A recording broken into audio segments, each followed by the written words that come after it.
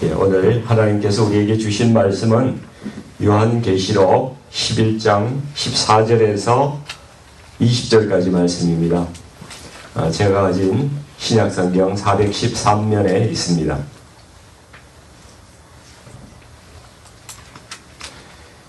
요한계시록 11장 14절에서 20절 말씀까지 같이 합독하시겠습니다.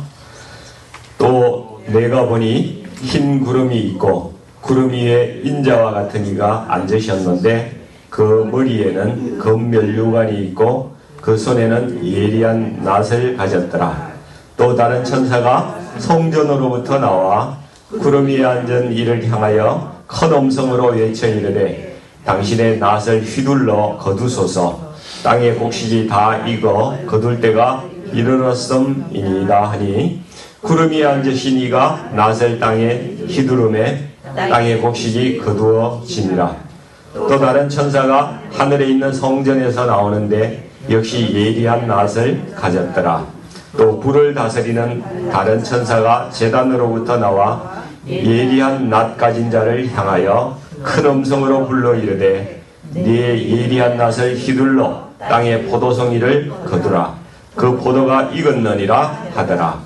천사가 낫을 땅에 휘둘러 땅의 포도를 거두어 하나님의 진노의 큰 포도주 틀에 던지매 성 밖에서 그 털이 밟히니 틀에서 피가 나서 말 굴레까지 닿았고 1600 스타디온에 퍼졌더라. 아멘.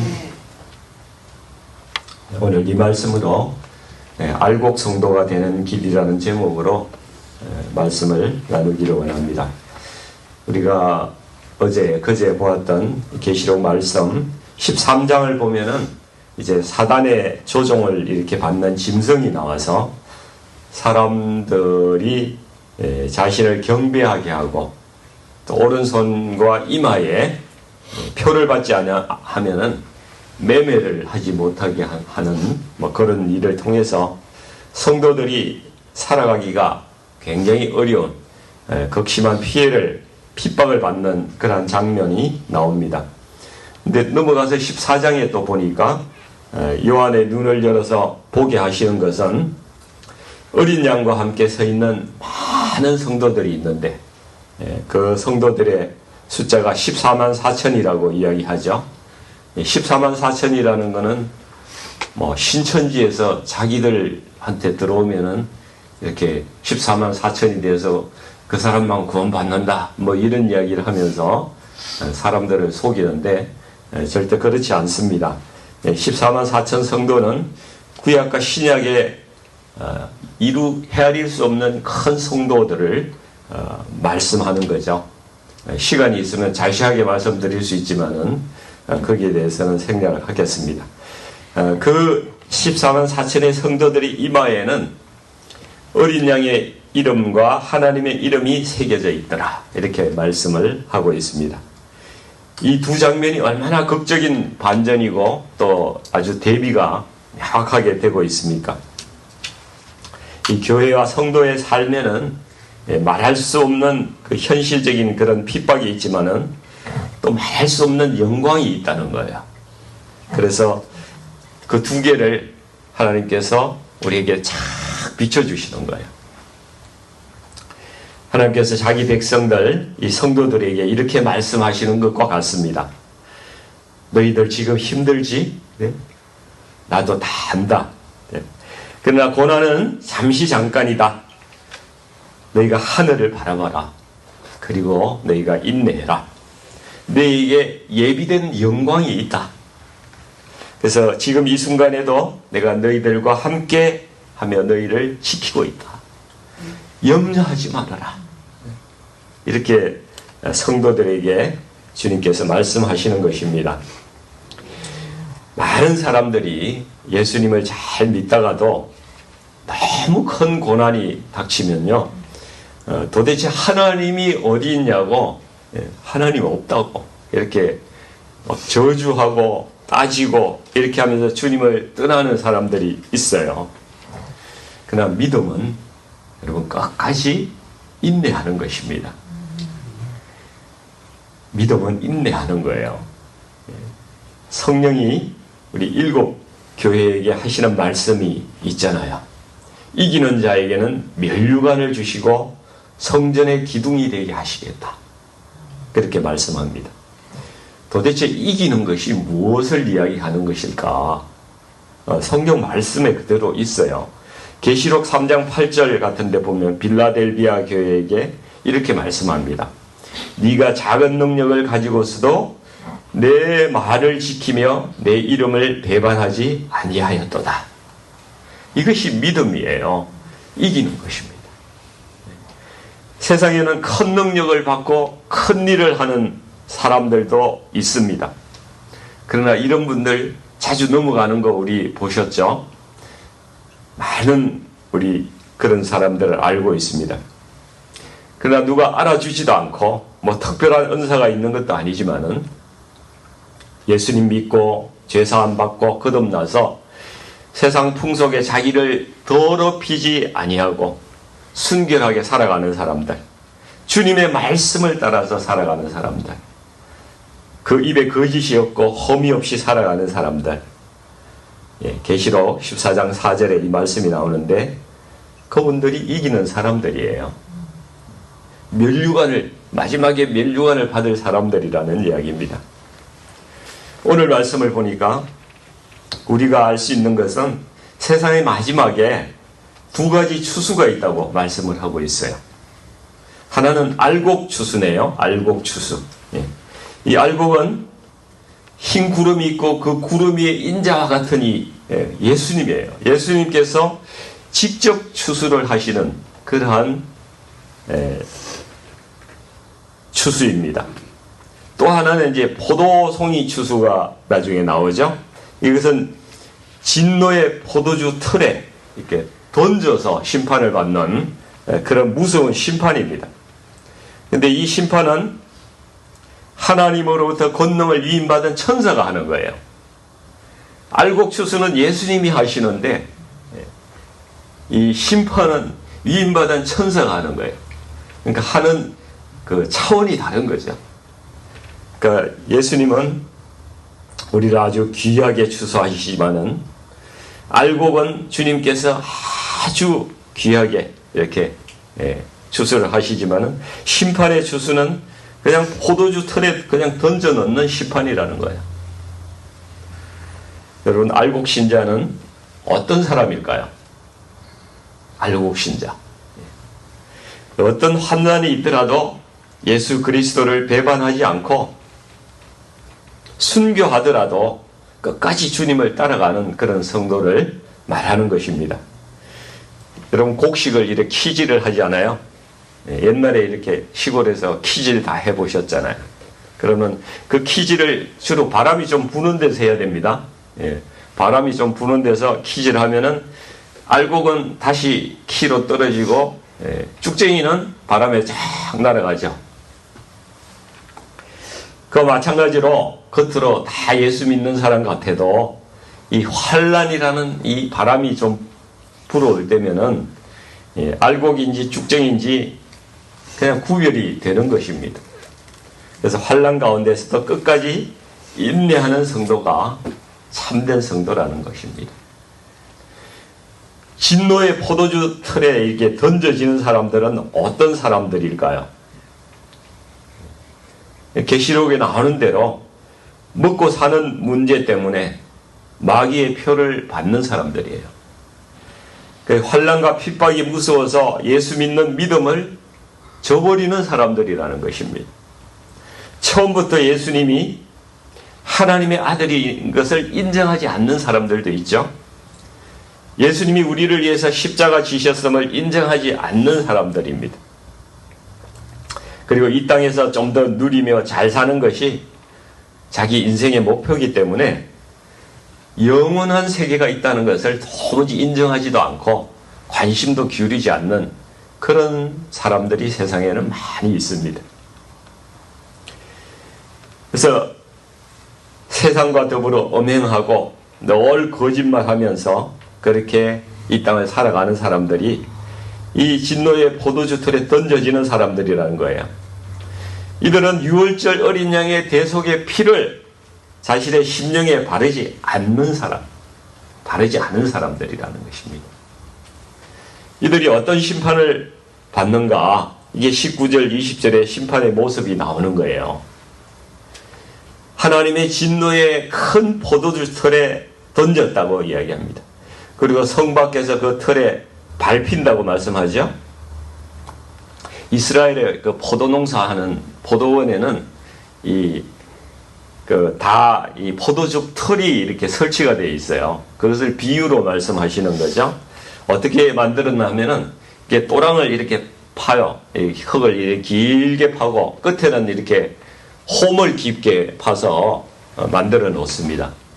그리고 이제 돌 같은 거, 돌 타일 같은 걸로 다 이제 마감을 해가지고 물이 안 새도록 해가지고 거기에 포도를 따가지고 거기다 넣는 거예요. 또랑에다 넣고 사람들이 들어가서 발로 포도를 자근자근 밟아요.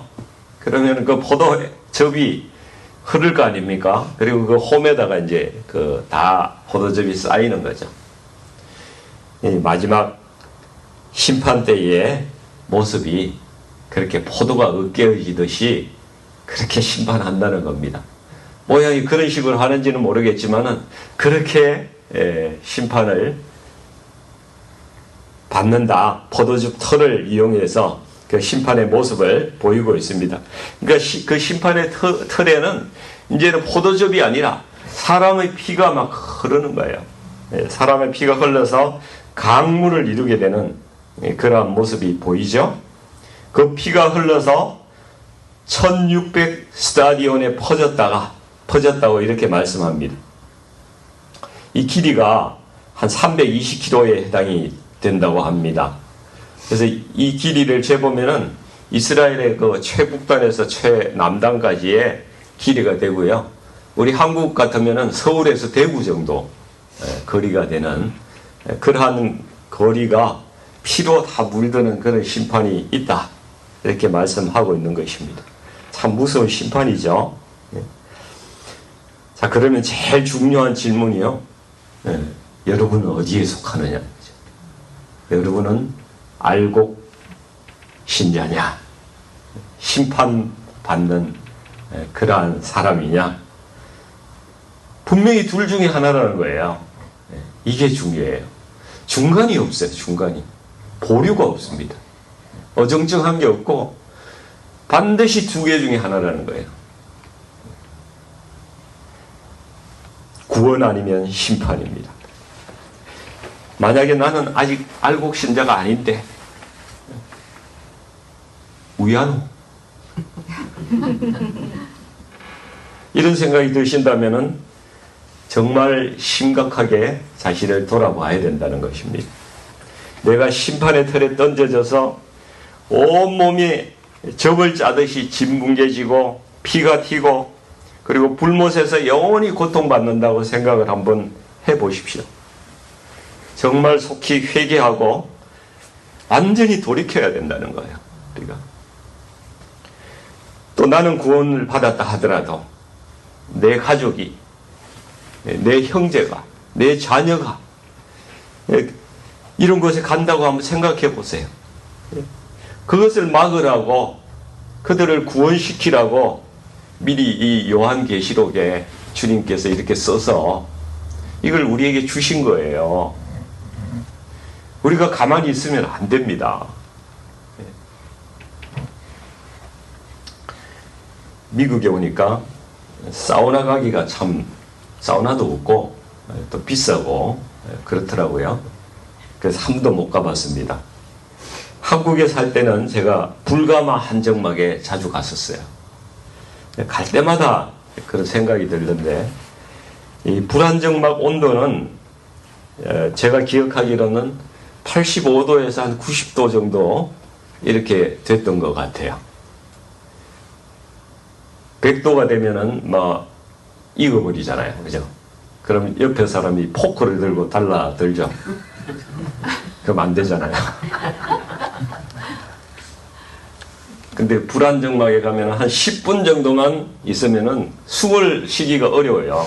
그래서 다시 나와서 몸을 식히고 또 다시 들어가고는 그렇게 합니다. 근데 여러분, 한 1000도쯤 되는 한정막에 영원히 들어가 있다고 한번 생각을 해보세요. 그것도 죽지도 않고 그 고통을 그대로 생생하게 받으면서 영원히 있게 된다고 한번 생각을 해보세요. 정말 감당 안 되는 일이죠. 거기에 가고 싶으세요? 우리 형제와 가족들이 거기에 가면은 어떻게 합니까? 거기는요, 발이 뜨거워가지고 서 있지를 못해서 기름에 소금을 튀기듯이 발을 굴러야 돼요. 이렇게. 잠시도 그냥 서 있을 수가 없고요. 5분 휴식도 없어요. 죽고 싶어도 죽지도 못합니다.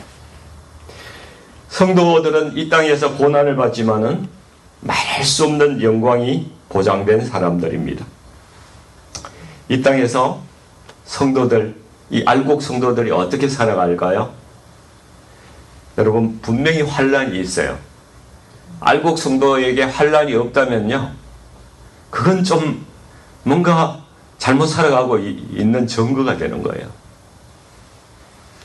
여러분, 연어가 물살을 거슬러서 알을 낳으려고 막 올라가잖아요. 올라가면서 돌에 부딪히고 막 여러 가지 그 어려움을 겪어서 자기가 태어난 곳까지 간다고 합니다. 그때 가면은 살이 찢기고 거의 만신창이가 돼서 죽을 똥 살똥 모를 그 정도가 된다고 그래요. 예수님 믿는 성도도 세상이라는 물살을 거부하고 이렇게 거슬러 올라가는 사람들이라는 거죠. 그러니까 힘들 수밖에 없는 거죠. 예를 들면 한번 눈을 탁 감고 그냥 거짓말을 하거나 양심을 속이면은 아무 손해도 보지 않을 텐데, 그것을 굳이 주님이 보고 계시니까, 하나님 보고 계시니까 정직하게 고백하고 자기가 손해보고, 그런 그리스도인들을 세상이 어떻게 이해를 할 수가 있겠어요? 바보 같다고 그러고 그러겠죠. 십자가를 밟고 지나가면 살려준다는데, 그 한 번 그냥 눈 감고 슬쩍 밟고 지나가면 살 텐데, 굳이 그것을 밟지 않고 그것을 귀하게 여기면서 손으로 쓰다듬고 그러면서 울면서 돌아서 가는 초대교회인들이, 그리고 그 가서 사자밥이 된 거예요. 그렇게 살아간 사람들이 알곡 성도들입니다. 6.25 사변 때 공산당에게 자신의 성도들이 학살된다고, 그걸 막겠다고 가면 죽을 줄 아는데 그 섬으로 그냥 다시 자기는 안전한데 찾아 들어간 문중경 전도사님, 공산당의 그 죽창에 찔려서 순교하시잖아요. 이웃을 사랑해서 자기 생명을 기꺼이 내어주는 그런 사람들이 알곡 성도입니다. 예수 믿는다고 남편으로부터 구타당하고 욕먹고 조롱당하고 그런 아내들, 그렇지만 이혼하지 않고 끝까지 그 남편을 위해서 기도하고 그 가정을 지키고 붙드는 그 아내들, 이런 분들이 알곡 성도인 거예요. 알곡 성도는 이 땅에서 고난을 당합니다. 손해를 봅니다. 희생을 당합니다. 그러나 이들의 눈은 세상을 바라보는 것이 아니라 하늘을 바라보는 것입니다. 로마서 8장 17절에 이렇게 말씀하죠. 자녀이면은 또한 상속자, 하나님의 상속자요 그리스도와 함께한 상속자니 우리가 그와 함께 영광을 받기 위하여 고난도 함께 받아야 할 것이니라. 그리고 18절은 계속 이렇게 말씀합니다. 생각하건대 현재의 고난은 장차 우리에게 나타날 영광과 비교할 수 없도다. 여러분, 준비가 되셨습니까? 하나님의 말씀대로 살고자 할 때 앞으로 더 큰 환난과 고난이 올 수가 있습니다. 그리고 그것을 이길 준비가 되셨습니까? 내가 죽더라도 하나님 말씀 따라 살겠다는 결단이 우리에게 필요한 것입니다. 왜 그렇습니까? 우리가 장차 받을 큰 영광이 있기 때문입니다. 오늘 말씀 보고 두 가지 추수가 있구나. 그냥 이것을 아는데 거쳐버리면 안 되는 거예요. 알곡이 되려면은 나는 지금 알곡이 아닌 것 같은데 알곡이 되려면 지금부터 어떻게 해야 되지? 내가 뭘 어떻게 해야 돼? 이런 질문을 반드시 해야 되는 거죠. 여러분, 알곡은요, 실체가 있는 거예요. 무거워요. 뭔가 안에 있어요. 근데 쭉정이는 없어요. 그죠? 알곡은 예수님이 내 안에 있는 거예요. 근데 껍데기는 예수님이 그 안에 없는 거예요. 알곡 성도가 되는 유일한 길은 여러분 예수님이 내 안에 계셔야 알곡이 되는 것입니다. 그렇기 때문에 우리가 가장 먼저 할 일은 예수님 만나는 일이에요. 그래서 예수님을 만난다는 것은 우리가 먼저 복음 듣잖아요. 복음 듣고 그 성령의 역사를 통해서 복음의 진리를 진심으로 깨닫고 그 복음에 자신의 전부를 걸고 거기에 반응을 하는 것이 그것이 예수님을 만나는 길입니다. 내가 오랫동안 신앙생활을 했는데도 불구하고 내가 아직 구원의 확신도 없고 내 안에 예수님이 계신지 예수님께서는 영으로 오셔서 성령으로 우리에게 거하시는 거예요.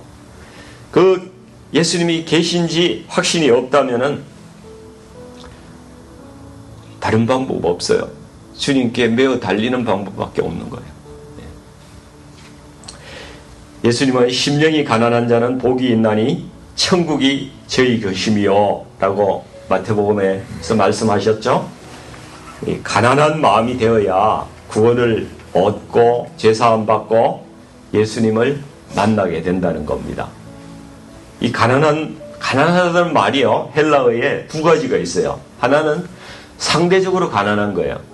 나도 밥 세 끼는 먹는데 근데 다른 저 사람보다는 가난해. 그죠? 그 가난도 있어요. 그러나 또 한 가지의 가난이 있는데 내가 완전히 무능력한 거예요. 신체가 완전히 움직일 수 없는 불구자이거나, 그죠? 완전히 내가 어떤 그냥 아무것도 할 수 없는 그러한 존재로서 겨우 다른 사람이 도와줘야 연명을 해나가는 그런 안타까운 처지에 있는 가난도 있다는 거죠. 근데 예수님은 이 말씀을 할 때에 후자의 이 가난을 말씀한 거예요. 그러니까 우리가 심령이 가난하다는 것은 정말 내 스스로는 아무것도 할 수 없는 그러한 존재라는 것을 주님 앞에 고백할 때에 주님께서 나를 만나시고 찾아오신다는 것. 그 말씀을 하고 있는 것입니다. 그러니까 우리가 하나님께 나아갈 때 은혜를 입는 길은 제가 천하의 죄인 중에 죄인입니다.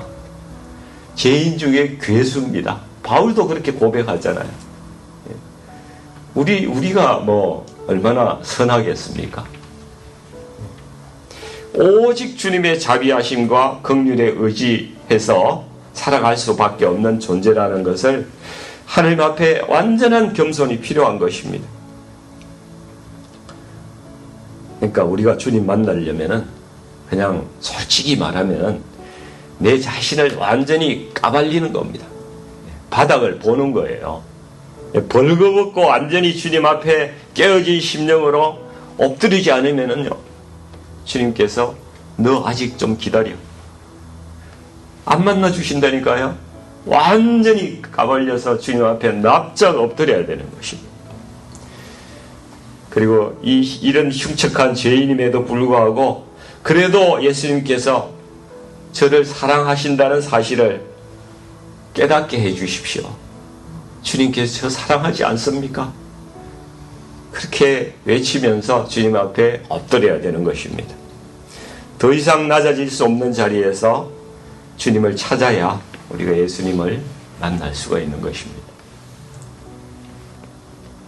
그리고 예수님께서 십자가에 죽으시고 피 흘리신 그 사랑이 다른 사람을 위해서 한 것이 아니라 바로 나를 위해서 죽으셨다는 그 사실이 깨달아져야만이 주님을 만난 사람인 거예요. 여러분, 종교적인 삶에 우리가 그냥 묻혀서 어영부영 그냥 교회 생활 해나가는 사람들도 많이 있을 수 있습니다. 그냥 나와서 봉사하고 교제하고 뭐 예배 드리고 이렇게 산다고 예수 믿는 사람이 다 아니라는 거예요. 그냥 그 분위기에 따라 흘러가는 사람도 있다는 것입니다. 외식적인 삶을 살아가는 사람도 있다는 것입니다. 겉으로는 거룩하지만은 능력이 없는 삶, 거기에 머물러서 살면 안 된다는 것입니다.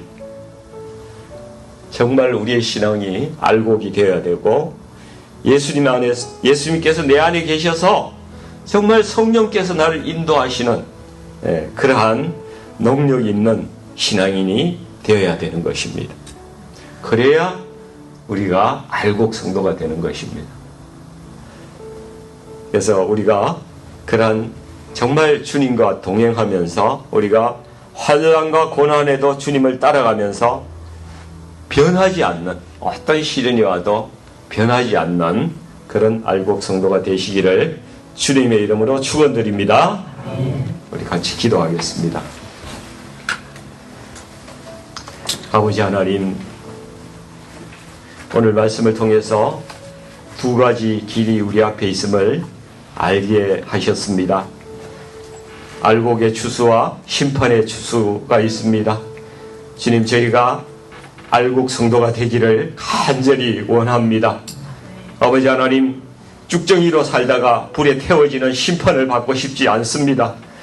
아버지, 주님을 인격적으로 만나서 참으로 예수님과 동행하는 기쁨이 무엇인지 알게 하여 주시옵고, 이 땅에서 우리가 선한 영향력을 미치는 그러한 행복한 그리스도인으로 살아갈 수 있도록 저희들을 인도해 주시옵소서. 예수님의 이름으로 간절히 기도드리옵나이다. 아멘.